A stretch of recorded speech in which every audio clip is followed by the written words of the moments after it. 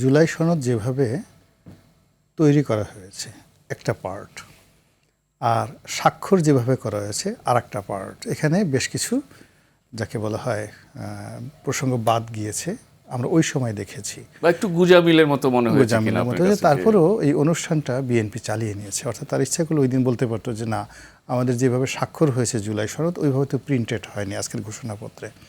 কিন্তু ওই যে বললাম যে বিএনপি চেয়েছে যে নির্বাচনটা হোক আগে। 2 নম্বরে যে বিষয়টা হলো যে এটা ওপেন সিক্রেট যে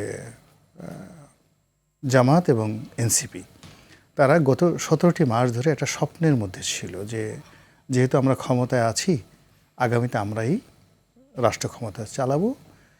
এবং তারা ওই নাসিরউদ্দিন পাটোয়ারি সরল সহজ মানুষ, সে বলছিল যে বিএনপি সম্ভবত 3য় বৃহত্তম দল হবে।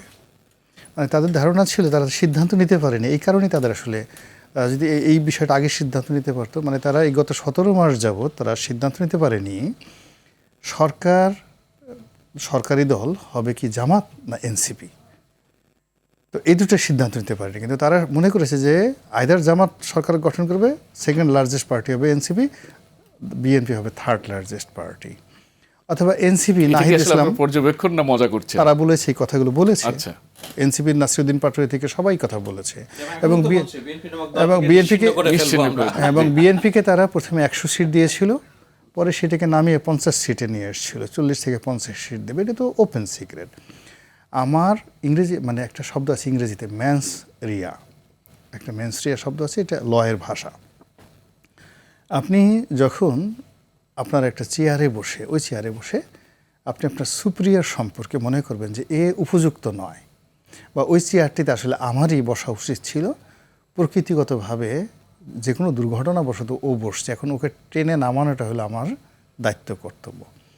বিরোধী দল যদি মনে করে যে আমি এই শেখ হাসিনার পতনের পরে আল্লাহ এ নিয়ামত আমাদেরকে দিয়েছিল, এই রাজত্ব আমাদেরকে দিয়েছিল, তারপরে সেই রাজত্ব আমরা 17 মাস এত সুন্দরভাবে চালিয়েছি, দেশটাকে উন্নয়নের একেবারে মহাসোপানে নিয়ে গিয়েছি, দেশে কোনো সমস্যাই ছিল না, যত সমস্যা ছিল সব বিএনপি করেছে, চাঁদাবাজি করেছে, যা কিছু করেছে বিএনপি করেছে, জামাত তো করেনি, এনসিপি করেনি, তারা কিচ্ছু করেনি, তারা সাধ্য হাতে তুলে বেশি। এরপরে বিএনপি যে কাজ করেছে, ইলেকশন ইঞ্জিনিয়ারিং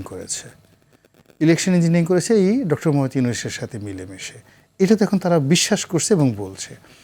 এজন্য তারা যে কোনো মূল্যে এই যে তাদের যে মেন্সরিয়ার কারণে তারা মনে করছে যে এরা ক্ষমতায় থাকা ঠিক না, আমরা আবার যাব ওখানে, যেই শক্তি দিয়ে আমরা শেখ হাসিনাকে তাড়িয়ে দিয়েছি, যে শক্তি দিয়ে আমরা পুলিশকে টানিয়ে রেখেছি, যে শক্তি দিয়ে আমরা মিলিটারিকে ভয় দেখিয়েছি, যে শক্তি দিয়ে আমরা ক্যান্টনমেন্ট উড়িয়ে দেওয়ার মতো সাহস আমরা দেখেছি, কথা বলেছি, আমরা লম্ফ করেছি, আমাদের 4-5 জন লোক গিয়ে, মাত্র 4-5 জন লোক, তার সাথে সাথে 400-500 লোক এমনি পিছু পিছু দৌড় দিছে।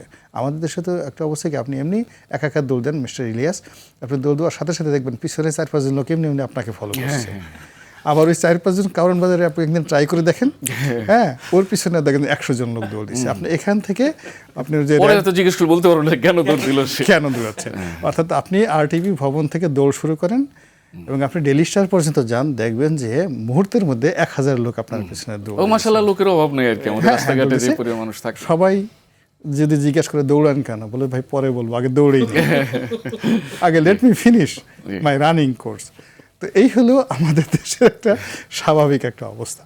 তো এখন এই যে অবস্থা চলছে, সেই অবস্থার প্রেক্ষিতে যে তাদের মধ্যে যে চিন্তা চেতনা, সেই চিন্তা চেতনা যে এটা আমাদেরই প্রাপ্য, কাজে আমরা আবার শুরু করব এবং ওই যে আমরা মানে জাগো বাহে কণ্ঠে সবাই, এই তোরা রাজুতে আয়, আবার আসবে।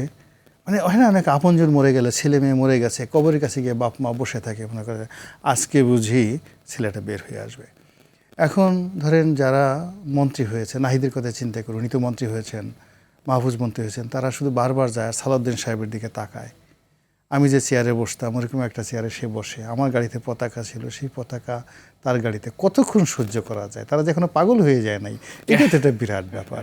তো যার জন্য এই যে একটা অবস্থা চলছে, তো নতুন ধরেন আপনি অনেক ধরেন কুষ্টিয়া থেকে একটা মুরগি নিয়ে আসছেন, আর একটা মোরগ নিয়ে আসেন আপনি ধরেন ফরিদপুর থেকে, এই দুটোকে একটা ঘরের মধ্যে ঢুকিয়ে দেন, কয়েকদিন একটু এদিক ওদিক করবে। তো ওদের মধ্যে একটা অ্যাডাপশন অ্যান্ড অ্যাডজাস্টমেন্ট হওয়ার জন্য একটা সময় আছে। তো এখন যারা ট্রেজারি ব্রেঞ্চে আছে তারা 17 বছর ক্ষমতার বাইরে ছিল, আর এখন যারা এই বিরোধী দলে আছে তারা 17 মাস ট্রেজারি বেঞ্চে ছিল। তারা ক্ষমতা না থেকেও ডক্টর ইউনূসের সরকার ইচ্ছামতো তারা চালিয়েছে। এবং আমিরে জামাত ইট মিনস আমিরে মুসলিমিন, আমিরুল মুমিনিন, এবং প্রত্যেকটা মানুষ ব্যবসায়ী থেকে শুরু করে সবাই তাকে কেন্দ্র করে আবর্তিত হয়েছে। কিন্তু এই যে এই সময়টার মধ্যে যে একটা পরিবর্তন হয়েছে, একটা সরকার গঠন হয়েছে, পার্লামেন্ট হয়েছে, এটা এখন তারা কি স্বপ্ন দুঃস্বপ্ন এইগুলো একটু বোঝার জন্য একটু সময় দরকার আছে। আমরা আসলে সরকারকে সময় দেওয়ার চেয়ে বিরোধী দলকে আসলে সময় দিতে চাচ্ছি। একটু মায়াদয় তো আপনাদের থাকা উচিত। বা সংসদীয় যে কার্যপ্রণালী বিধি এটা শেখার জন্য তো আসলে একটু সময় লাগে। এটা তারা বিরোধী দলের অনেক সদস্যই একেবারেই নতুন, বিএনপিরও মেশানো আছে, কিন্তু বিরোধী দলের মধ্যে বেশিরভাগই নতুন। তারা এগুলো সব শিখে যাবে, সবই শিখে যাবে।